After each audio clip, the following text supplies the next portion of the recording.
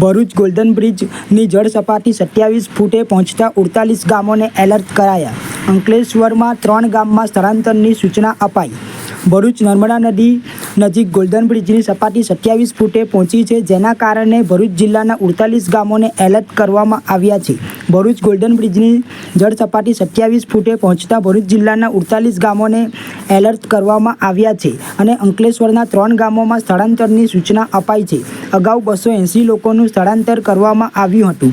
નર્મદા ડેમમાંથી 3.45 લાખ ક્યુસેક પાણી છોડાયું, જેના કારણે ભરૂચ ખાતે નર્મદા નદી ગોલ્ડન બ્રિજની સપાટી 27 ફૂટે પહોંચી છે, જેના કારણે જિલ્લાના 48 ગામોને એલર્ટ કરવામાં આવ્યા છે અને અંકલેશ્વરના નદી કિનારે વસેલા ખાલપિયા, સરફુદ્દીન અને જૂના કાંસિયા ગામના લોકોનું સ્થળાંતર કરવા માટેની સૂચના વહીવટીતંત્ર દ્વારા આપવામાં આવી છે. સરદાર સરોવર નર્મદા ડેમ હાલમાં 134.70 મીટરથી ઓવરફ્લો થઈ રહ્યો છે, જ્યારે ઉપરવાસમાંથી ડેમમાં 3,03,513 ક્યુસેક પાણીની આવક નોંધાઈ રહી છે. તેમજ નર્મદા નદીમાં 3,45,721 ક્યુસેક પાણી છોડવામાં આવી રહ્યું છે, જેના કારણે ભરૂચ નર્મદા નદી ગોલ્ડન બ્રિજની જળ સપાટી 27 ફૂટને આંબી ગઈ છે.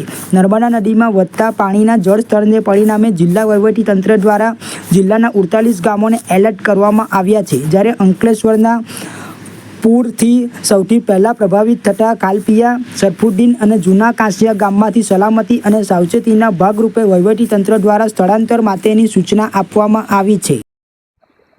ઉપરવાસમાં ભારે વરસાદને કારણે સરદાર સરોવર ડેમમાંથી 3,45,000 ક્યુસેક જેટલું પાણી છોડવામાં આવી રહ્યું છે. જેના પગલે ભરૂચ શહેરમાં ગોલ્ડન બ્રિજ ખાતે નર્મદા નદીની સપાટી 26 ફૂટ જેટલી વહી રહી છે. જેના પગલે નીચાણવાળા વિસ્તારમાંથી 200 જેટલા લોકોને અગાઉ સૂચના આપી તેમની ઘરવખરી પશુપાલન જે કરતા હોય તેઓના પશુ સાથે તેઓને સ્થળાંતર કરી રેસ્ક્યુ સેન્ટર ખાતે હાલમાં રાખેલા છે. તેઓને રહેવા ખાવાની સંપૂર્ણ તંત્ર દ્વારા વ્યવસ્થા કરવામાં આવી છે.